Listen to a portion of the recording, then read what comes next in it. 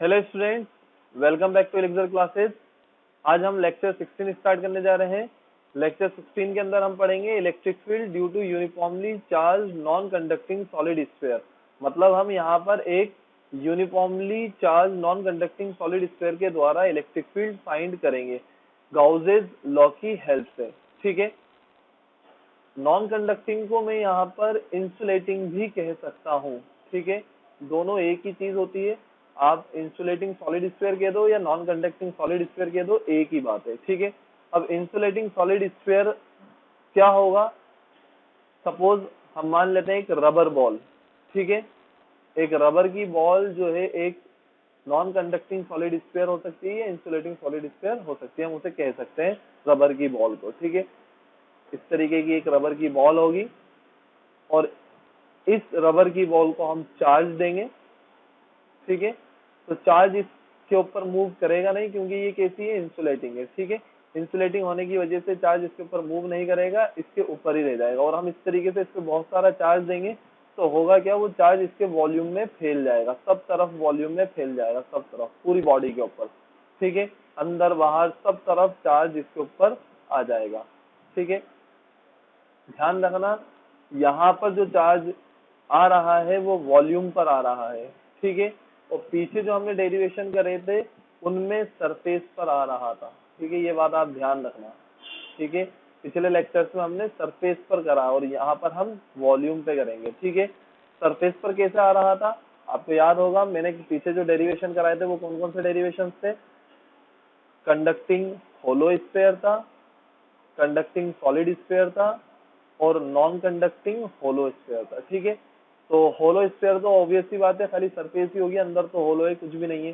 ठीक है, conducting solid sphere के अंदर क्या होगा? अंदर भी मेटल होगा, लेकिन चार्ज हम देते हैं तो कंडक्टर के अंदर चार्ज ठहरता नहीं है, डायरेक्ट कहाँ जाता है? सरफेस पर आ जाता है। इसलिए हमने वहां पर भी सरफेस इस्तेमाल करा था। और नॉन कंडक्टिंग होलो स्फीयर के केस में भी हम सरफेस ही इस्तेमाल करेंगे क्योंकि चार्ज कहाँ रहेगा? ओनली सरफेस पर रहेगा, अंदर से तो वो क्या है? होलो है।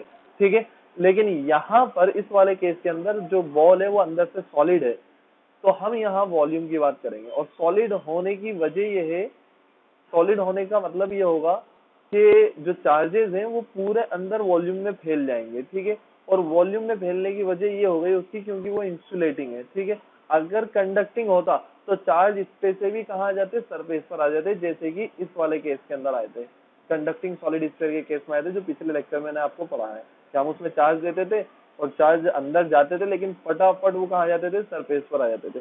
जबकि इसमें ऐसा कुछ नहीं होगा क्योंकि इसमें चार्ज चल नहीं सकते, तो चार्ज इसमें कहाँ फैल जाएंगे? वॉल्यूम के अनुसार फैल जाएंगे। अब जब वॉल्यूम के अनुसार फैलेंगे तो हम यहाँ पर वॉल्यूम चार्ज डेंसिटी का इस्तेमाल करेंगे। आप याद रखना, मैं आगे बताऊंगा। ठीक है, वॉल्यूम चार्ज डेंसिटी आपको याद होगा, थोड़ा सा बता देता हूँ। रो बराबर होता था क्यू बाय वी। ठीक है, और वी क्या होता था यहाँ पर?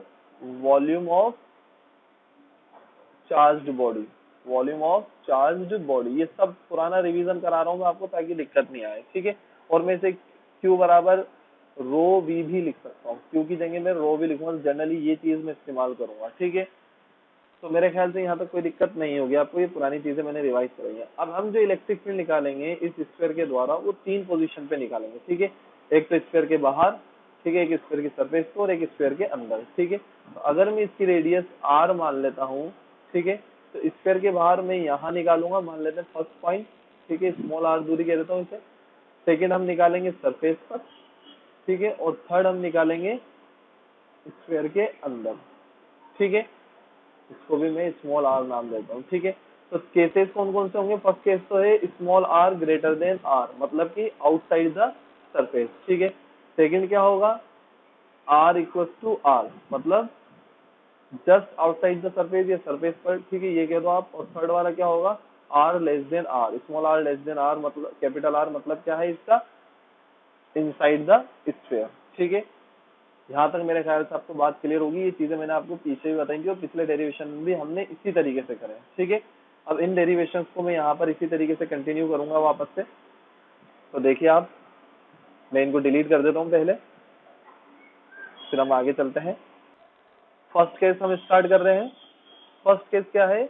Small r greater than capital R, मतलब हम स्फीयर के बाहर इलेक्ट्रिक फील्ड फाइंड करना चाहते हैं। ठीक है, स्मॉल आर क्या हुआ करता था, वो दूरी जहां पर हमें इलेक्ट्रिक फील्ड निकालना है, और कैपिटल आर क्या है, स्फीयर की रेडियस, मतलब स्फीयर की रेडियस से ज्यादा दूरी पर हमें क्या निकालना है, इलेक्ट्रिक फील्ड निकालना है। यानी सिंपल से कहूँ तो मैं आउटसाइड द स्फीयर। ठीक है, हम इलेक्ट्रिक फील्ड कहाँ फाइंड कर रहे हैं, आउटसाइड द स्फीयर।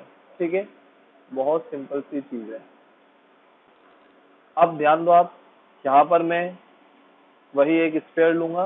ठीक है, ये नॉन कंडक्टिंग स्फीयर है, इसको मैं अगर चार्ज देता हूँ तो इसके ऊपर जो चार्जेस हैं वो पूरे इसके वॉल्यूम पर आ जाएंगे। ठीक है,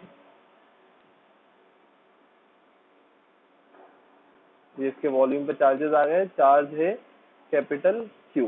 ठीक है, अब मैं इसकी रेडियस मान लेता हूँ कैपिटल आर। ठीक है, और ओ इसका सेंटर है।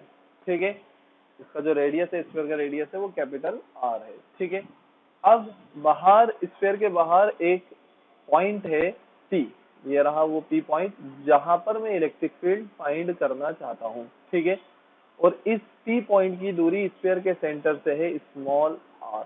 ठीक है, यानी इस पी पॉइंट पर मुझे इलेक्ट्रिक फील्ड फाइंड करना है। अब मैं गाउसेस लॉ के अनुसार ये इलेक्ट्रिक फील्ड फाइंड करना चाहता हूँ, तो जो चार्जेस हैं वो एक सरफेस के अंदर बंद होना चाहिए।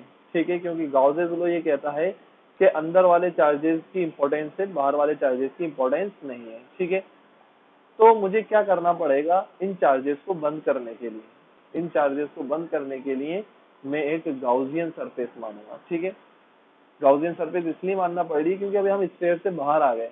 जब स्फीयर से बाहर आ गए तो अब चार्जेस कैसे बंद करेंगे, सरफेस के बाहर आ चुके हैं हम तो।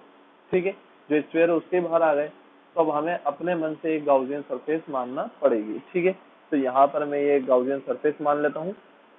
ठीक है, और इस गाउसियन सरफेस की जो रेडियस है वो है स्मॉल आर। ठीक है, और ये गाउसियन सरफेस कैसी है, स्फेरिकल। गाउसियन सरफेस जो है वो स्फेरिकल है। ठीक है, तो मेरे ख्याल से यहाँ तक पूरी बात आपको क्लियर हो गई होगी। अब इस टी पॉइंट पर मुझे इलेक्ट्रिक फील्ड अगर निकालना है तो मैं यहाँ क्या करूंगा, एक स्मॉल एलिमेंट मानूंगा। ठीक है, यहाँ पर एक स्मॉल एलिमेंट में कंसिडर करूंगा। ठीक है, ये रहा स्मॉल एलिमेंट। ठीक है, और इस स्मॉल एलिमेंट पर, इस जगह पर, खाली इस स्मॉल एलिमेंट की जगह यहाँ पर जो इलेक्ट्रिक फील्ड होगा वो कहाँ होगा, बाहर की तरफ। ठीक है, बाहर की तरफ इलेक्ट्रिक फील्ड ई होगा, और इस स्मॉल एलिमेंट का जो एरिया वेक्टर होगा, स्मॉल एरिया वेक्टर होगा, वो इस एलिमेंट के परपेंडिकुलर होगा, वो होगा डी ए। ठीक है, डी ए क्यों लिख रहा हूँ मैं, क्योंकि जो एरिया वेक्टर है वो स्मॉल है। ठीक है, इलेक्ट्रिक फील्ड बाहर की तरफ होगा, ये बात आपको क्लियर है, क्योंकि अंदर क्या है, पॉजिटिव चार्ज है। तो ये मेरे ख्याल से ये बात आपको क्लियर हो गई होगी, पिछले डेरिवेशन में भी हमने करा था। ठीक है, अब मैं यहाँ गाउसेस लॉ लगाता हूँ, तो मैं यहाँ लिखूंगा अकॉर्डिंग टू गाउसेस लॉ, शॉर्ट में लिख रहा हूँ मैं जीएल। ठीक है, तो फाई बराबर क्या होगा, Q inside by epsilon naught. ठीक है, फर्स्ट चीज क्लियर हो गई है, ये चीज हम शुरू से जानते हैं। मैंने आपको पिछले लेक्चर की स्टार्टिंग में भी समझाया था फंडा कि हम हमेशा गाउसेस लॉ लगाएंगे और फिर इसको आगे यूज में लेंगे।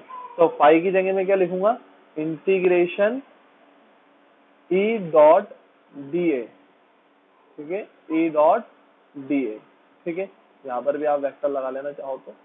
ठीक है, बराबर क्यू इनसाइड, अंदर चार्ज कितना बंद है, कैपिटल क्यू, तो मैं यहाँ लिखूंगा capital Q upon epsilon naught. ठीक है, अब यहाँ पर आगे अगली स्टेप पर आएंगे हम, इंटीग्रेशन ई डी ए। अब मैं डॉट प्रोडक्ट हटाऊंगा और यहाँ पर लगाऊंगा कॉस, और लिखूंगा कॉस जीरो बराबर क्यू बाय एप्सिलॉन नॉट। अब कॉस जीरो क्यों लिखा मैंने, कॉस जीरो, जीरो एंगल क्यों लिखा मैंने, कॉस तो इसलिए लिखा है क्योंकि डॉट प्रोडक्ट हट गया। ठीक है, तो जीरो लिखने की वजह क्या है, जीरो मैंने इसलिए लिखा है क्योंकि एरिया वेक्टर और इलेक्ट्रिक फील्ड दोनों ही सेम डायरेक्शन में है। ठीक है, तो अगली स्टेप में लिखूंगा इंटीग्रेशन ई डी ए बराबर क्यू बाय एप्सिलॉन नॉट। ठीक है, मेरे ख्याल से यहाँ तक पूरी बात क्लियर हो गई होगी। अब ई जो है वो इंटीग्रेशन के बाहर आ जाएगा क्योंकि इलेक्ट्रिक फील्ड यूनिफॉर्म है। अब यूनिफॉर्म कैसे है आप खुद देखो, गाउसियन सरफेस पर चाहे ये वाली जगह हो, ठीक है, चाहे ये हो, ठीक है, चाहे ये हो, कहीं पर भी मैं स्मॉल एलिमेंट मान लूँ, सब तरफ इस सरफेस पे जो इलेक्ट्रिक फील्ड होगा वो बाहर की तरफ ही होगा और उसकी वैल्यू सेम होगी, उसकी वैल्यू जो होगी वो सेम होगी सब तरफ। ठीक है, क्योंकि सब तरफ की दूरी क्या है, स्मॉल आर है, क्योंकि जो सरफेस है ये स्फेरिकल सरफेस है, गाउसियन सरफेस जो है वो कैसी है, स्फेरिकल है, और सबकी जो दूरी है वो कितनी होगी, स्मॉल आर ही होगी। जब सब तरफ दूरी बराबर है तो इलेक्ट्रिक फील्ड भी क्या होगा, बराबर ही होगा। ठीक है, तो यहाँ पर मैं इलेक्ट्रिक फील्ड बाहर निकाल देता हूँ। ठीक है, और यहाँ आएगा इंटीग्रेशन डी ए बराबर क्यू बाय एप्सिलॉन नॉट। ठीक है, अब ई अपनी जगह और डीए का इंटीग्रेशन आएगा ए बराबर क्यू बाय एप्सिलॉन नॉट। अब ये चीज मैंने आपको पीछे भी बताई थी, जो ये ए आया है ये किसका एरिया आया है, किसका सरफेस एरिया आया है, ये एक्चुअल में सरफेस एरिया है गाउसियन सरफेस का। ठीक है, surface area of Gaussian surface. ठीक है, बल्कि आप ऐसा लिखो स्फेरिकल गाउसियन सरफेस। ठीक है, surface area of spherical Gaussian surface. ठीक है, क्यों स्फेरिकल गाउसियन सरफेस का एरिया क्यों ले रहा हूं मैं, क्योंकि जो स्मॉल एलिमेंट माना था मैंने वो कौन सी सरफेस पे माना था, गाउसियन सरफेस पे माना था, इसलिए एरिया भी किसका आएगा, गाउसियन सरफेस का ही आएगा। ठीक है, अब मैं आगे कंटिन्यू कर देता हूँ यहाँ पर, तो मैं लिखूंगा यहाँ पर ई। ठीक है, ए की जगह लिखूंगा 4 पाई स्मॉल आर स्क्वायर। ठीक है, स्मॉल आर क्यों, क्योंकि गाउसियन सरफेस की रेडियस है स्मॉल आर, बराबर क्यू बाय एप्सिलॉन नॉट। ठीक है, आगे लिखूंगा मैं ई इक्वल टू, अब 4 पाई आर स्क्वायर को मैं यहाँ क्रॉस मल्टीप्लाई करके नीचे ले आऊंगा, इस जगह ले आऊंगा यहाँ पर। ठीक है, जब इसको मैं यहाँ लेकर आऊंगा तो क्या होगा, Q upon 4 pi are square और एप्सिलॉन नॉट। ठीक है, तो अब आप ध्यान दो, यहाँ पर मैं अगर मल्टीप्लाई बाय 1 लिख देता हूँ तो 1 अपॉन 4 पाई एप्सिलॉन नॉट क्या बन गया, के। ठीक है, तो मैं लिख दूंगा यहाँ पर के क्यू अपॉन, और जो आर स्क्वायर है वो अपनी जगह आ जाएगा। ठीक है, यानी ई बराबर मेरे पास सॉल्व होकर आएगा के क्यू बाय आर स्क्वायर। ठीक है, ये इलेक्ट्रिक फील्ड आ गया एक नॉन कंडक्टिंग सॉलिड स्फीयर द्वारा। ठीक है, कहाँ पर, जब हम स्फीयर के बाहर इलेक्ट्रिक फील्ड फाइंड कर रहे हैं। ठीक है, ये आ गई है आपके पास फर्स्ट फॉर्म, इसकी सेकंड फॉर्म भी बनवाऊंगा मैं अभी, इसलिए ये फर्स्ट फॉर्म है। ठीक है, आप देख सकते हो जो इलेक्ट्रिक फील्ड का फॉर्मूला आ रहा है वो वही फॉर्मूला है जो एक पॉइंट चार्ज के द्वारा होता है। ठीक है, पीछे जो हमने केसेस पढ़े थे उसमें भी फर्स्ट फॉर्मूले में यही फॉर्मूला आया था, फर्स्ट केस के अंदर यही फॉर्मूला आया था, आर ग्रेटर देन आर में, small R greater than capital R में सेम फॉर्मूला आया था, और हमने वहाँ यही माना था कि हम स्फीयर को अब किसकी तरह मानेंगे, पॉइंट चार्ज की तरह मानेंगे। तो उसी तरीके से ये नॉन कंडक्टिंग सॉलिड स्फीयर को भी हम किसकी तरह मानेंगे, एक पॉइंट चार्ज की तरह मानेंगे। ठीक है, तो मेरे ख्याल से यहाँ पर आपको बात क्लियर हो गई होगी पूरी अच्छे से, कि जो ये नॉन कंडक्टिंग सॉलिड स्फीयर है, uniformly charge non conducting solid sphere, ये किसकी तरह बिहेव करेगा, एक पॉइंट चार्ज की तरह बिहेव करेगा। ठीक है, चलो अब इसकी सेकेंड फॉर्म बनाते हैं हम। तो इसकी सेकेंड फॉर्म बनाने के लिए मैं ये वाला फॉर्मूला इस्तेमाल करूंगा। ठीक है, ध्यान देना, अब यहाँ पर ई अपनी जगह है, या पहले मैं आपको थोड़ा सा बता दूं कि रो बराबर क्या होता है, क्यू बाय वी, ये अभी पीछे बताकर आया हूं मैं आपको, और क्यू बराबर कितना होगा, रो वी। ठीक है, और वी क्या था हमारे पास, वॉल्यूम ऑफ चार्ज बॉडी। ठीक है, तो मैं यहाँ क्यू की जगह कितना लिखूंगा, क्यू बराबर रो, और वी की जगह आएगा 4/3 पाई आर क्यूब। ठीक है, वॉल्यूम लिख दिया मैंने इस स्क्वायर का, सिंपल सी चीज है। ठीक है, वॉल्यूम क्यों लिख रहा हूँ, क्योंकि चार्ज जो फैला हुआ है वो पूरे वॉल्यूम पे फैला हुआ है। ठीक है, तो ये बात आपको क्लियर होना चाहिए। ठीक है, अब मैं इस क्यू की जगह, क्यू की जो वैल्यू है वो सिंपली इस फॉर्मूले में पुट कर दूंगा। ठीक है, तो देखो अब क्या होगा, ई इक्वल टू जो क्यू है इसकी जगह मैं ये लिख देता हूँ, rho into 4/3 pi are cube upon, ठीक है, 4 pi are square epsilon naught. ठीक है, तो मेरे ख्याल से यहाँ तक बात क्लियर हो गई होगी। ये 1 लिखा हुआ है, इसकी कोई दिक्कत नहीं है, आप चाहो तो लिखो नहीं तो रहने दो। यहाँ पर तो 1 मैंने इसलिए लिखा था कि ताकि आपको 1/4 पाई एप्सिलॉन नॉट दिख जाए। ठीक है, अब जो जो कट रहा है वो काट दो, तो मैं इसे काट देता हूँ, 4 पाई और ये 4 पाई कट जाएगा, तो वैल्यू क्या आएगी मेरे पास, रो ये रहा आर क्यूब अपॉन नीचे कितना है 3 आर स्क्वायर, क्या बचा है नीचे आर स्क्वायर और एप्सिलॉन नॉट। ठीक है, यानी अगर मैं कहूँ तो फॉर्मूला क्या आ रहा है, ई बराबर rho r cube upon 3 r square epsilon naught. ठीक है, ये एक और फॉर्म आ चुकी है आपके पास। ठीक है, सेकंड फॉर्म। ठीक है, दोनों ही फॉर्मूले से अगर आप देखोगे तो जो ई है वो इनवर्सली प्रोपोर्शनल आ रहा है किसके, आर स्क्वायर के। मतलब जैसे जैसे डिस्टेंस बढ़ेगी इलेक्ट्रिक फील्ड घटेगा। ठीक है, अगर डिस्टेंस इंक्रीज करेगी तो इलेक्ट्रिक फील्ड डिक्रीज करेगा। ठीक है, अगर डिस्टेंस डिक्रीज करेगी तो इलेक्ट्रिक फील्ड बढ़ेगा। ठीक है, इनवर्सली प्रोपोर्शनल है। लेकिन ये कहाँ तक है, सरफेस के बाहर बाहर की बात, मतलब यहाँ यहाँ यहाँ सब जगह, यहाँ सब जगह, यहाँ तक की बात है और आगे तक की बात है। ठीक है, सरफेस पर और सरफेस के अंदर का मामला अलग है, वो डेरिवेशन हम आगे करेंगे, लेकिन सरफेस के बाहर का मामला है ये पूरा। ठीक है, तो मेरे ख्याल से ये फर्स्ट केस आपको अच्छे से क्लियर हो गया होगा। आप वीडियो पॉज करें और ये पूरी चीज लिख लें एक बार। ठीक है, वैसे तो मैं इसके पीडीएफ नोट्स दे दूंगा आपको, तो कोई दिक्कत नहीं होगी। ठीक है, अब हम आगे चलते हैं, अगला केस देखते हैं इसका। अगला केस है small R equal to capital R. ठीक है, मतलब हम एक तरीके से सरफेस पर इलेक्ट्रिक फील्ड निकालेंगे। ठीक है, तो देखिए वही एक स्फेयर है। ठीक है, नॉन कंडक्टिंग स्फेयर। अब इस स्फेयर पे मैं चार्जेस बना देता हूँ। ठीक है,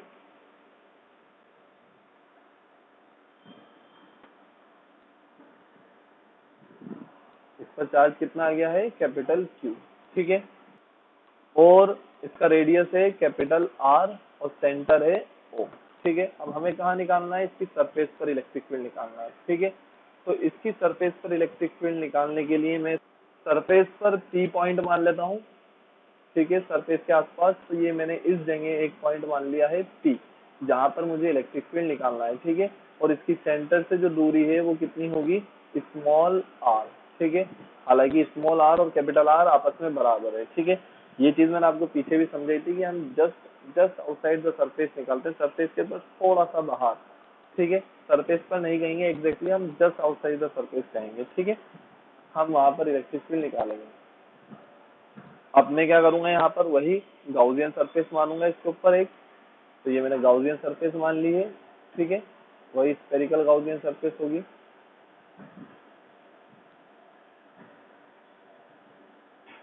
यहाँ लिख देता हूँ मैं स्फेरिकल गाउसियन सरफेस। ठीक है, कोई दिक्कत वाली बात नहीं है। अब मैं यहाँ लिखूंगा आगे, अकॉर्डिंग टू गाउसेज लॉ। ठीक है, अकॉर्डिंग टू गाउसेज लॉ के अनुसार फाई बराबर कितना होगा, Q inside by epsilon not. ये चीज हम पीछे पढ़ चुके हैं। यहाँ लिखूंगा मैं integration E dot D A. ठीक है, बराबर अंदर चार्ज कितना है इस गाउसियन सरफेस के, capital Q upon epsilon naught. ठीक है, अब ध्यान दो ई डॉट डी ए, तो वही चीज यहाँ पर मैं एक स्मॉल एलिमेंट मानूंगा।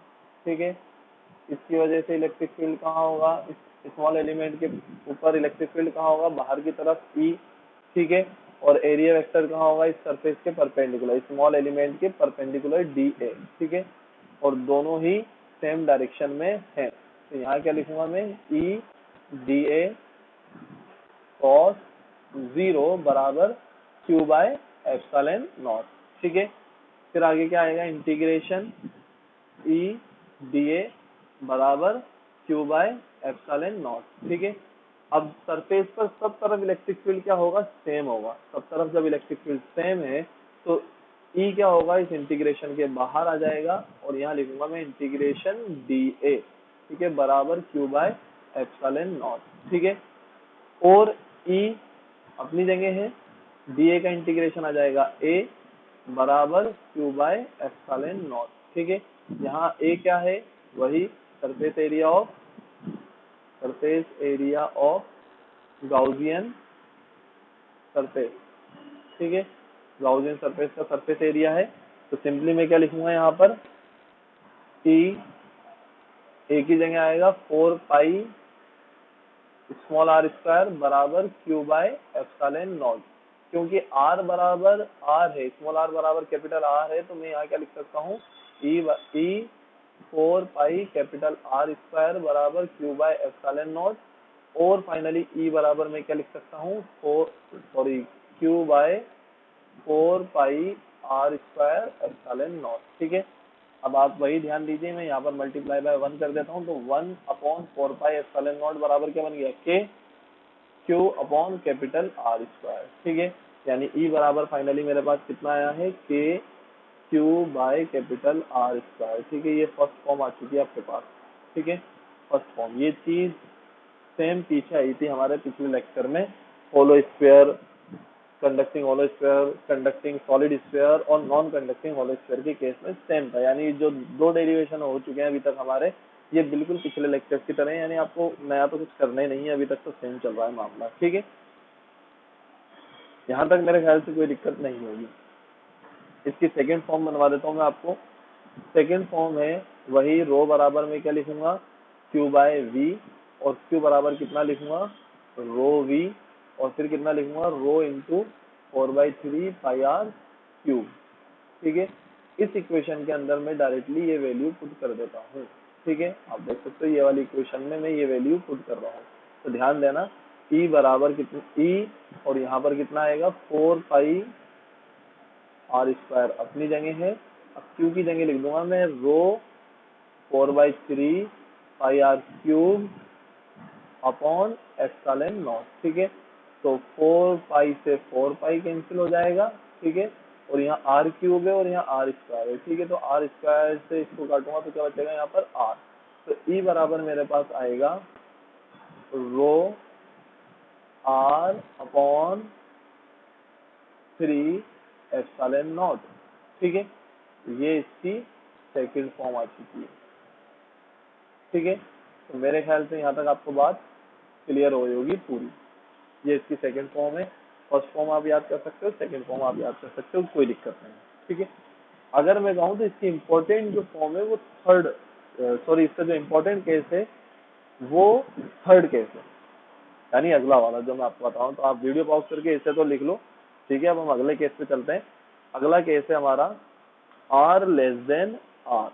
ठीक है, यानी हम स्फीयर के अंदर इलेक्ट्रिक फील्ड फाइंड करेंगे। ठीक है, मैं यहाँ लिख देता हूँ, इनसाइड द स्फीयर। ठीक है, स्फीयर के अंदर हम इलेक्ट्रिक फील्ड फाइंड करेंगे। तो सिंपली देखो वही काम करेंगे हम यहाँ पर, वही एक स्फीयर मान लिया है मैंने। ठीक है, इस स्फीयर को मैं चार्जेस दे देता हूँ। ठीक है, ये चार्जेस बना देता हूँ मैं इस पर।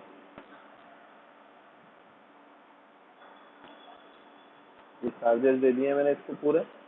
ठीक है, कितना चार्ज है इसके ऊपर, कैपिटल क्यू चार्ज। ठीक है, और इस स्फीयर का जो रेडियस है वो रेडियस क्या होगा, कैपिटल आर, और ये इसका सेंटर मान लेता हूँ मैं ओ। ठीक है, अब हमें स्फीयर के अंदर इलेक्ट्रिक फील्ड फाइंड करना है। ठीक है, अंदर इलेक्ट्रिक फील्ड फाइंड करने के लिए मान लेते हैं मैं ये एक दूरी है स्मॉल आर, और यहाँ पर सी पॉइंट है। इस सी पॉइंट पर मुझे इलेक्ट्रिक फील्ड निकालना है, यानी स्मॉल आर दूरी पर एक सी पॉइंट है स्फीयर के अंदर, वहां मैं इलेक्ट्रिक फील्ड फाइंड करना चाहता हूँ। ठीक है, तो इलेक्ट्रिक फील्ड फाइंड करने के लिए, इस पी पॉइंट पर इलेक्ट्रिक फील्ड निकालने के लिए मैं क्या करूंगा, यहाँ पर एक गाउसियन सरफेस मानूंगा। ठीक है, तो ये मैंने यहाँ पर एक गाउसियन सरफेस मान ली है। ठीक है, जिसकी रेडियस कितनी है, स्मॉल आर। ठीक है, मेरे ख्याल से यहाँ तक कोई दिक्कत नहीं होगी आपको। ठीक है, अब इस गाउसियन सरफेस के अंदर जितने चार्जेस बंद हैं वो चार्ज मुझे चाहिए। ठीक है, गाउसियन सरफेस के बाहर वाले चार्जेस से मुझे मतलब नहीं है, ये चीज मैं पीछे पढ़ाकर आया हूँ आपको गाउसियन थ्योरम के अंदर। ठीक है, कि सरफेस के अंदर वाले चार्ज हमारे लिए वैल्यूएबल हैं, बाहर वाले चार्ज हमारे लिए कोई मायने नहीं रखाते हैं। ठीक है, तो इस स्फीयर जो गाउसियन सरफेस है इसके अंदर वाले जो चार्जेस है वो मुझे कैलकुलेट करना पड़ेंगे। अभी बताऊंगा मैं आपको कैसे करेंगे। ठीक है, तो पहले मैं शुरू करता हूँ डेरिवेशन। ध्यान दो आप, क्या लिखूंगा मैं यहाँ पर, वही अकॉर्डिंग टू गाउसेस लॉ। ठीक है, पाई बराबर कितना होगा यहाँ पर, पाई बराबर होगा Q inside by epsilon naught. ठीक है, पाई की जगह में क्या लिखूंगा, integration E vector dot D A vector. ठीक है, बराबर Q inside by epsilon naught. ठीक है। अब मुझे यहाँ पर Q इनसाइड की वैल्यू निकालना है, क्योंकि जो अंदर गाउसियन सरफेस के अंदर जो चार्ज बंद है वो मुझे नहीं पता कितना है। ठीक है, तो मैं चार्ज की कैलकुलेशन अलग से करूंगा और वो वैल्यू मैं यहाँ पर पुट करूंगा। ठीक है, तो आप ध्यान दो, यहाँ पर कर लेता हूँ मैं कैलकुलेशन ऑफ चार्ज। ठीक है, कैलकुलेशन ऑफ चार्ज। ठीक है, चार्ज की कैलकुलेशन यहाँ कर रहा हूँ मैं। यहाँ पर मैं यूनिटरी मेथड यूज करूंगा। ठीक है, यूनिटरी मेथड आपको याद होगा क्या हुआ करता था यूनिटरी मेथड। जैसे कि सपोज मान लेते हैं 10 समोसे हैं। ठीक है, ये हैं 100 रुपए के, तो एक समोसा कितने का होगा? 100/10 के। ठीक है, तो ये तो मैंने एक समोसे की प्राइस निकाली, लेकिन अब मुझे पता करना हो कि 8 समोसे कितने के होंगे, तो मैं क्या करूंगा यहाँ पर मल्टीप्लाई बाई 8, यानी जो ये टर्म है इसके साथ में मल्टीप्लाई कर दूंगा 8 को। तो 8 समोसे कितने के होंगे? 100/10 इंटू 8। ठीक है, तो ये कट जाएगा और यहाँ पर आ जाएगा 80 रुपीज के। ठीक है, और यहाँ पर भी जो एक समोसा आ रहा था वो कितने का आ रहा था? 10 रुपए का आ रहा था। ठीक है, तो ये प्रोसेस ही हम चार्ज के लिए यूज करेंगे। ठीक है, तो मेरे ख्याल से बात आपको क्लियर हो गई होगी। आपको ये पुरानी चीज है, बहुत से जानते होंगे यूनिटरी मेथड, तो बताने की जरूरत नहीं है। जो नहीं जानते वो देख लो। ठीक है, मैं थोड़ा सा रिवाइज करा रहा हूँ। ठीक है, इसको मैं डिलीट कर देता हूँ।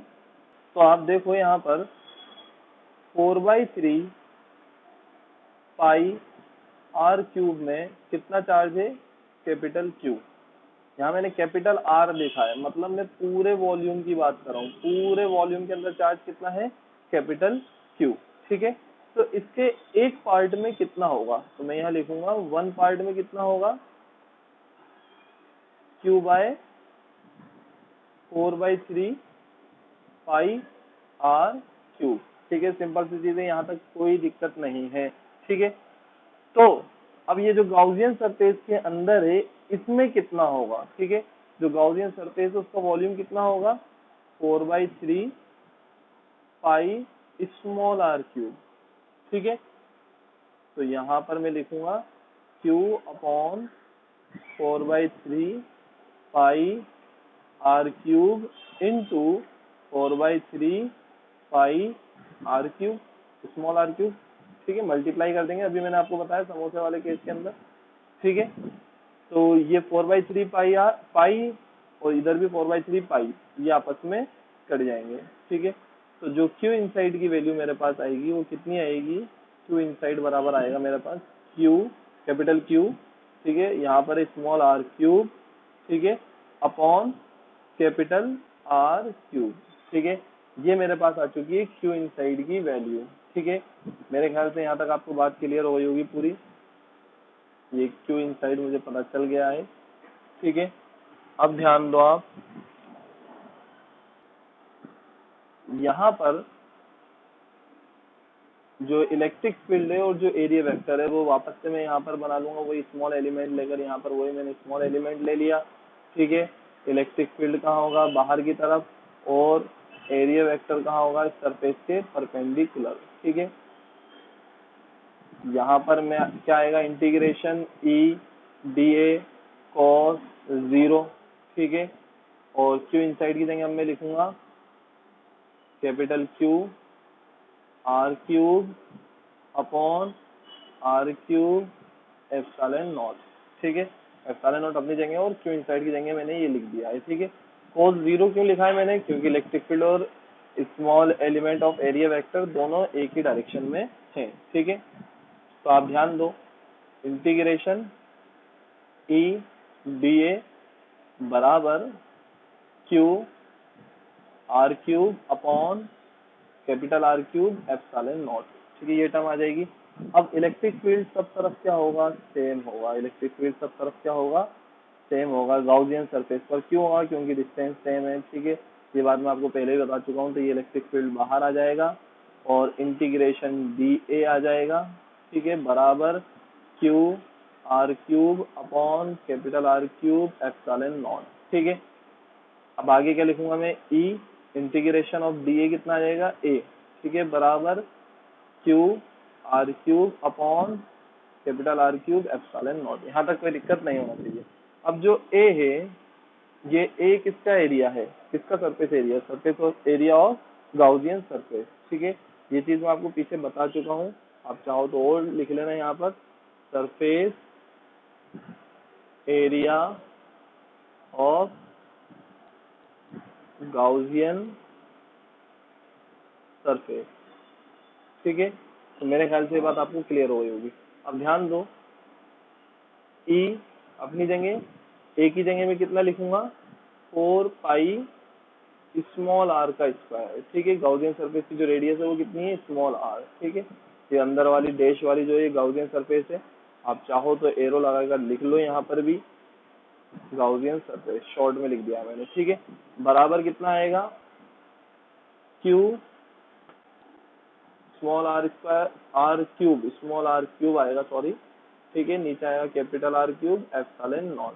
ठीक है, तो ये जो आर स्क्वायर है और जो यहाँ आर क्यूब है, ये कट के यहाँ पर आ जाएगा आर। ठीक है, और ये बाकी की टर्म नीचे आ जाएगी। तो ई बराबर आपके पास आएगा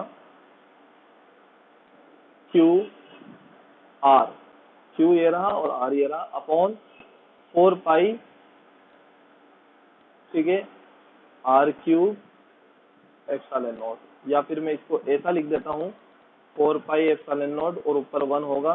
ठीक है, तो 1 अपॉन 4 पाई एप्सिलॉन नॉट को क्या लिख देता हूँ, Q R upon R cube. ठीक है, तो मेरे ख्याल से ये बात आपको क्लियर हो गई होगी पूरा अच्छे से। ठीक है, यहाँ तक कोई दिक्कत वाली बात नहीं है। ये आपके पास एक फॉर्म आ चुकी है, फर्स्ट फॉर्म इसे कहेंगे आप। ठीक है, अब इसकी सेकंड फॉर्म निकालेंगे हम। पहले तो यहाँ लिख लो इसे फर्स्ट फॉर्म। ठीक है, सेकंड फॉर्म निकालने के लिए वही फॉर्मूला, रो बराबर क्या होगा, Q by V. First form ये रही ऊपर। ठीक है, रो बराबर क्यू बाय वी, क्यू बराबर कितना आएगा, रो वी, और कितना लिखूंगा, रो इंटू 4/3 पाई आर क्यूब। ध्यान होगा आपको, ये वॉल्यूम किसका होता था, पूरी सरफेस का, जो चार्ज सरफेस बॉडी है उसका होगा। ठीक है, सॉरी चार्ज बॉडी है उसका होगा। ठीक है, अब ये चीज मैं उठाकर यहाँ रख दूंगा, इस क्यू की जगह रखूंगा। ठीक है, इस वाले फॉर्मूले में आप यहाँ रखो या फिर यहाँ रख दो, यहाँ पर रख देता हूँ, कोई बात नहीं। यहाँ पर तो मैंने क्या ये काट दिया है, इसलिए आपको समझ में नहीं आएगा। मैं इस वाले फॉर्मूले में लिख देता हूँ, यहाँ पर जो दिख रहा है आपको इस फॉर्मूले में। ठीक है, तो ई अपनी जगह रहेगा। ठीक है, क्यू की जगह में लिख दूंगा रो इंटू 4/3 पाई आर क्यूब। ठीक है, और स्मॉल आर अपनी जगह रहेगा, ये आ गया स्मॉल आर। ठीक है, अपॉन नीचे कितना है, 4 पाई आर क्यूब और एप्सिलॉन नॉट। ठीक है, अब जो जो कर सकता है काट देंगे हम, तो 4 पाई आर क्यूब और 4 पाई आर क्यूब कट जाएगा। ठीक है, तो बचा क्या आपके पास, ई बराबर रो आर, ठीक है, स्मॉल आर अपॉन ये 3 नीचे आ जाएगा, तो 3 और एप्सिलॉन नॉट अपनी जगह है, ये रहा। ठीक है, ये आ गई है आपके पास सेकंड फॉर्म। ठीक है, सेकंड फॉर्म। अगर आप दोनों फॉर्म्स में देखोगे तो जो इलेक्ट्रिक फील्ड है वो आ रहा है आपके स्मॉल आर के प्रोपोर्शनल। ठीक है, मतलब आर बढ़ेगा तो इलेक्ट्रिक फील्ड बढ़ेगा, आर घटेगा तो इलेक्ट्रिक फील्ड घटेगा। लेकिन ये काम कहाँ तक है, सेंटर से लेके सरफेस तक का काम है। सेंटर से लेके सरफेस तक ये चीज होगी। सरफेस की वैल्यू हम पीछे निकाल ही चुके हैं और सरफेस के बाहर की वैल्यू भी हम निकाल चुके हैं। सरफेस के बाहर inversely proportional to are square हुआ करता था, सरफेस के अंदर डायरेक्टली प्रोपोर्शनल टू आर है। ठीक है, और सरफेस पर जो है फॉर्मूला वो तो अलग निकल ही गया है हमारे सामने। ठीक है, तो मेरे ख्याल से ये पूरा डेरिवेशन आपको क्लियर हो गया होगा। बहुत इंपॉर्टेंट डेरिवेशन है, इसको आप लिख लेना। एक बार समझ में नहीं आया दोबारा समझना। ठीक है, अब मैं चलता हूँ इसके ग्राफ पर। ठीक है, तो देखिए आप, इसका ग्राफ क्या होगा। इसका ग्राफ के लिए मैंने यहाँ पर वही स्क्वायर मान लिया है। ठीक है, और यहाँ पर एक्स वाई एक्सिस मान लिए। ठीक है, अभी स्क्वायर मैंने ऊपर माना है। ठीक है, यहाँ सेंटर से यहाँ पर भी मान सकते थे, कोई दिक्कत नहीं थी, लेकिन थोड़ी परेशानी आती, इसलिए मैंने इसे ऊपर मान लिया है। ठीक है, वाई एक्सिस पर हम इलेक्ट्रिक फील्ड मान लेंगे और एक्स एक्सिस पर हम डिस्टेंस मानेंगे स्मॉल आर, ठीक है। और यहाँ तक जो पॉइंट होगा, ये जो पॉइंट होगा, ये डैश लाइन जो मैं बना रहा हूँ, यहाँ पर स्मॉल आर इक्वल टू होगा कैपिटल आर के। आप देखिए खुद, यहाँ से लेके यहाँ तक की दूरी किसके बराबर होगी, इस कैपिटल आर के बराबर होगी ये दूरी, ठीक है। ये दूरी कैपिटल आर के बराबर होगी। तो ये जो स्मॉल आर है ये किसके बराबर हो गया, यहाँ तक तो कैपिटल आर के बराबर। और जो ये वाला केस होगा, अंदर वाला केस होगा, ये small are less than capital R होगा। और जो आर इक्वल टू आर के राइट साइड वाला केस है वो होगा आर ग्रेटर देन आर का, ठीक है, यानी स्क्वायर के बाहर का केस, ठीक है। तो मेरे ख्याल से ये चीज आपको समझ में आ गई होगी। ये मैंने आपको कल भी बताई थी, मतलब पिछले लेक्चर में, और ये आज के लेक्चर में भी मैं आपको ये बात बता रहा हूँ, ठीक है। अब देखिए हम इलेक्ट्रिक फील्ड के केसेस देख लेते हैं। तो पहला हमने पढ़ा था small R greater than capital R. तो इस केस में इलेक्ट्रिक फील्ड का जो फॉर्मूला आया था वो क्या आया था, K Q by small are square, ठीक है। और इस केस में ई इनवर्सली प्रोपोर्शनल था आर स्क्वायर के, ठीक है। ये बात आपको क्लियर हो गई होगी, ठीक है। आउटसाइड वाला केस है ये, यहाँ लिख देता हूँ आउटसाइड, ठीक है। दूसरा केस है small R equal to capital R. इसमें इलेक्ट्रिक फील्ड का फॉर्मूला आया था ई बराबर K Q upon capital R square, ठीक है। ये कहाँ का केस है, सरफेस का। और थर्ड वाला केस है हमारे पास small are less than capital r. इस केस में जो इलेक्ट्रिक फील्ड का फॉर्मूला आया था वो था K Q small R upon capital R cube, ठीक है। इस केस में इलेक्ट्रिक फील्ड डायरेक्टली प्रोपोर्शनल है आर के, ठीक है। ये इनसाइड वाला केस है, स्क्वायर के अंदर वाला केस। तो ये जो तीनों फॉर्मूले हैं मुझे तो याद है इसलिए मैंने लिख दिया। अगर आप कॉपी में लिखते चल रहे हो तो आप देख लेना, फॉर्मूले सेम मिलेंगे आपको। इनकी ये फर्स्ट फॉर्म लिखी है मैंने सबकी, सेकंड फॉर्म नहीं लिखी है, ठीक है। आप चाहो तो सेकंड फॉर्म में भी देख लेना, सेम चीज ही मिलेगी। यहाँ सेकंड फॉर्म के अंदर भी E inversely proportional to are square आएगा, स्मॉल आर स्क्वायर। और इस वाले केस के अंदर, थर्ड वाले केस में, E directly proportional to small R आएगा, ठीक है, सेकंड फॉर्म के अंदर। तो ये बात आपको क्लियर होना चाहिए बहुत अच्छे से। तो अब आप देखिए, जब इलेक्ट्रिक फील्ड अंदर निकाल रहे हैं हम स्फीयर के अंदर, तो उस केस में जो इलेक्ट्रिक फील्ड है वो डिस्टेंस के प्रोपोर्शनल है, ठीक है। और प्रोपोर्शनल है यानी लीनियरली इंक्रीज करेगा, मतलब डिस्टेंस बढ़ेगी तो इलेक्ट्रिक फील्ड बढ़ेगा और डिस्टेंस घटेगी तो इलेक्ट्रिक फील्ड घटेगा। यानी ये जो इसके लिए ग्राफ बनेगा वो लीनियर बनेगा। कहाँ तक लीनियर बनेगा, सरफेस तक, ठीक है। यानी सेंटर से लेके सरफेस तक का जो ग्राफ होगा वो लीनियर होगा। तो देखिए मैं यहाँ पर ग्राफ बनाता हूँ। ये यहाँ पर सेंटर है, ये रहा सेंटर इसका, यहाँ से हम काउंट कर रहे हैं। बस इसको मैं यहाँ नीचे बना रहा हूँ इसका, ठीक है। इसके ऊपर मैंने शो कर दिया, नीचे डायग्राम बना रहा हूँ, ग्राफ नीचे बना रहा हूँ। तो ये सेंटर है इसका, ठीक है।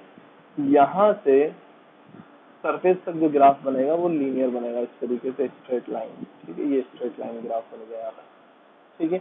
इस केस में क्या है, E directly proportional to small R, ठीक है। सरफेस पर जो वैल्यू मुझे मिलने वाली है वो वैल्यू कितनी मिलेगी, सरफेस पर जो वैल्यू आएगी वो वैल्यू आएगी K Q by capital R square, ठीक है। तो ये सरफेस की वैल्यू लिख दी मैंने, क्योंकि small R equal to R पर इलेक्ट्रिक फील्ड कितना होगा, K Q by capital R square, ये लिखा हुआ, ठीक है। और स्फीयर के बाहर जो इलेक्ट्रिक फील्ड है वो आप देख सकते हो यहाँ पर। स्फीयर के बाहर जो इलेक्ट्रिक फील्ड है वो इनवर्सली प्रोपोर्शनल है डिस्टेंस के, ठीक है। मतलब डिस्टेंस बढ़ेगी तो इलेक्ट्रिक फील्ड घटेगा और डिस्टेंस घटेगी तो इलेक्ट्रिक फील्ड बढ़ेगा। और इनवर्सली प्रोपोर्शनल ग्राफ आपको याद होगा इस तरीके का बनता है, ठीक है। तो ये बात आपको क्लियर हो गई होगी। इस केस में यहाँ लिखूंगा मैं E inversely proportional to are square, ठीक है। तो ये बात आपको बहुत अच्छे से क्लियर हो गई है। ये ग्राफ बहुत इंपॉर्टेंट है, आप इसको अच्छे से तैयार करना, ठीक है। ये लेक्चर यहीं कंप्लीट होता है। आप पीछे की सारी चीजें देख लेना एक बार, बहुत अच्छे से समझ लेना, बहुत अच्छे से लिख लेना। और इसके अलावा अगले लेक्चर के अंदर हम इनफाइनाइट लाइन चार्ज के द्वारा इलेक्ट्रिक फील्ड फाइंड करेंगे, ठीक है।